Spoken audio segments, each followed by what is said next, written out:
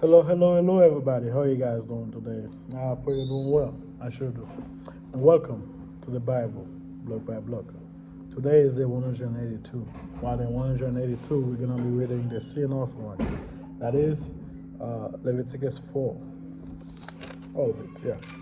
And as always, if you guys like what I'm doing, like, share, subscribe, follow up on notification, depending on how you're seeing this video. Now, before we get started, I just want to say something. I know it's been like, 8 something to 9 days since I posted my last videos.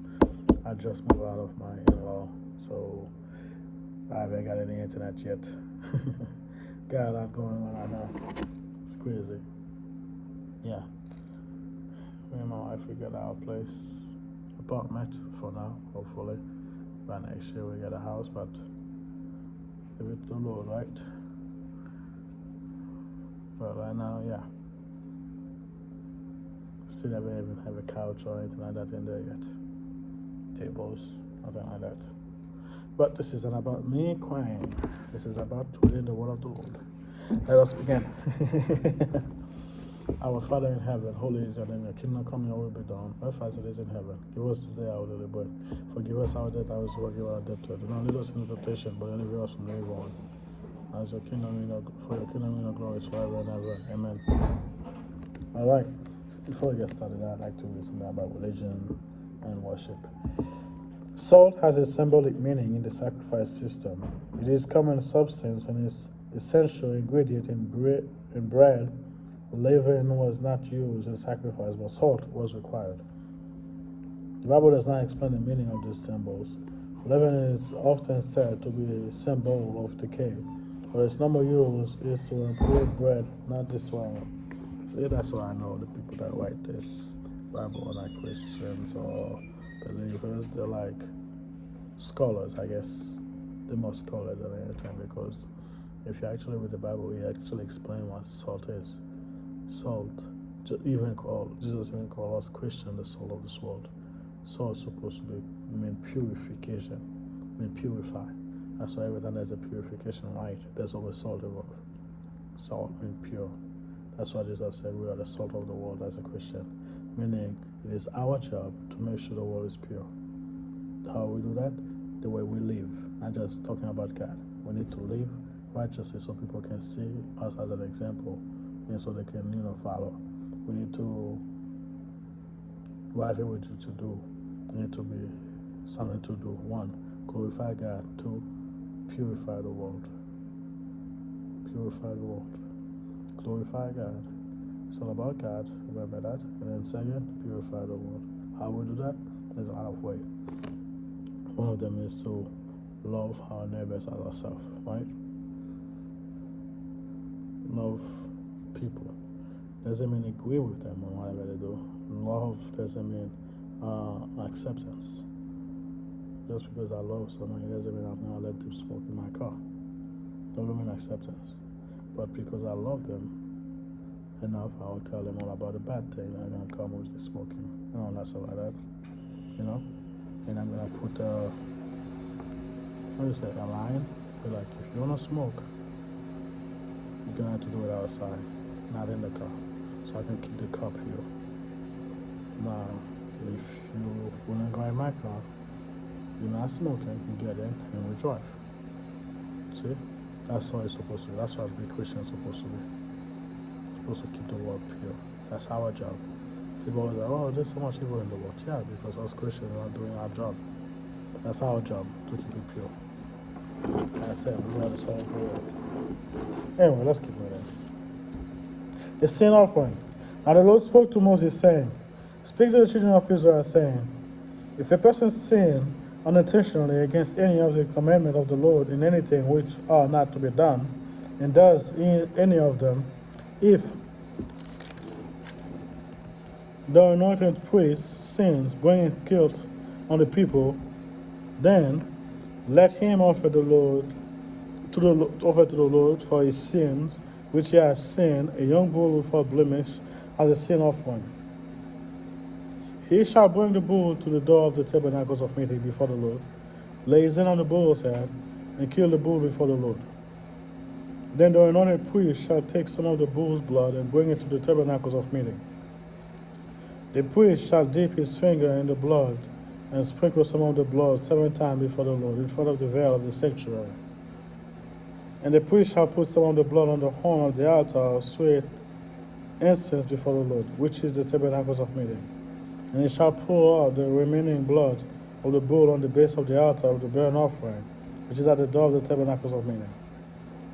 He shall take from it all the fat of the bull of the sin offering, the fat that covers the entrails, and all the fat which is on the entrails, the whole kidney, and the fat that is in them and the flanks, and the fatty lobe attached to the liver, above the kidney, he shall remove, as it was taken from the bull of the sacrifice of the peace offering. And the priest shall burn them on the altar of the burnt offering.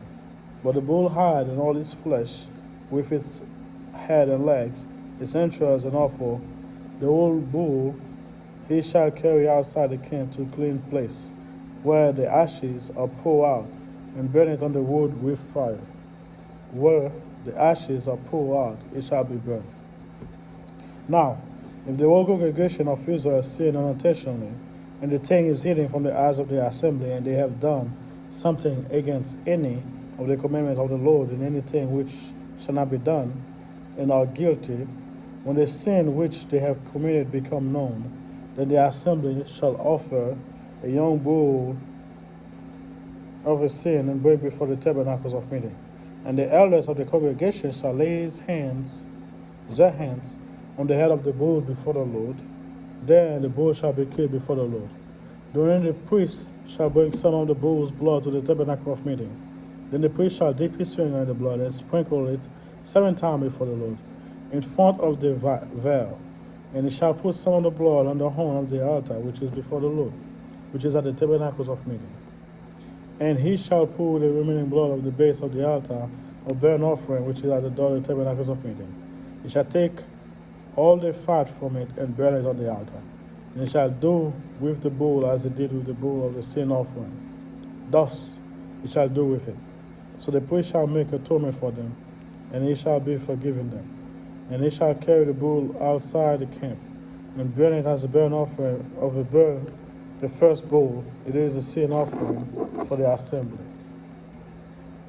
When a ruler has sinned and done something unintentionally against any of the commandment of the Lord his God in anything which shall not be done, and is guilty, or if his sin which he has committed comes to his knowledge, he shall bring as his offering a kid of a goat, a male without blemish, and he shall lay his hand on the head of the goat, and kill it at the place where they kill the burnt offering before the Lord.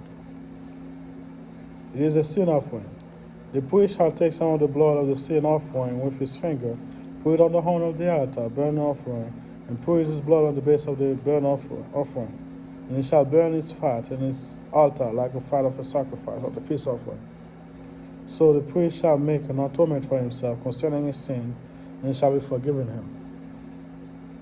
If any one of the common people sin unintentionally by doing something against any of the commandment of the Lord, in anything which is not to be done, and he is guilty, for if his sin which he has committed comes to his knowledge, then he shall bring as an offering a kid of a goat, a female without blemish, for a sin which he has committed.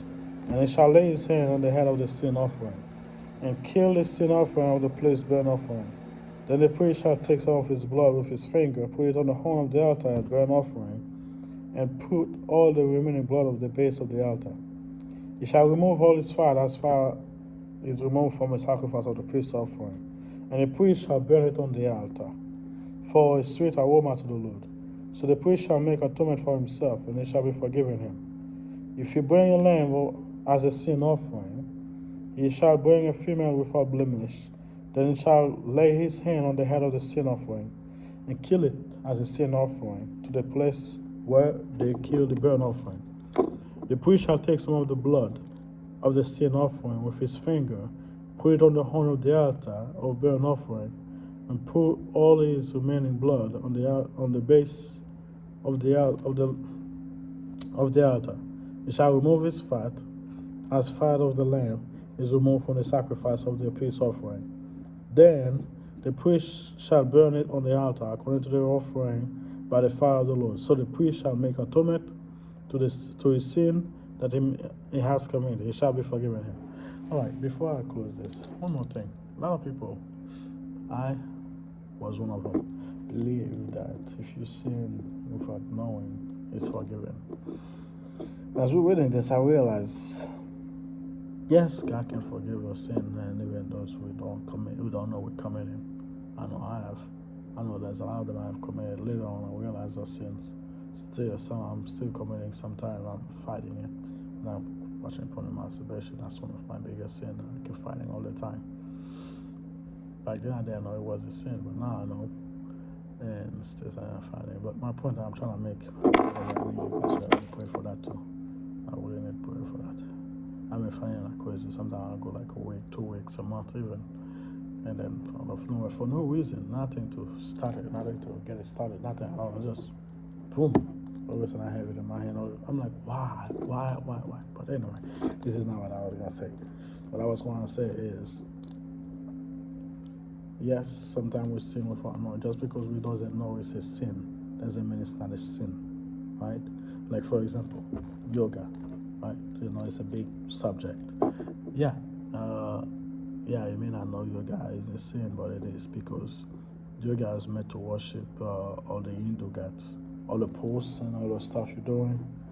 Yeah, they're all different goddesses, whatever. Yeah, so it's to worship it.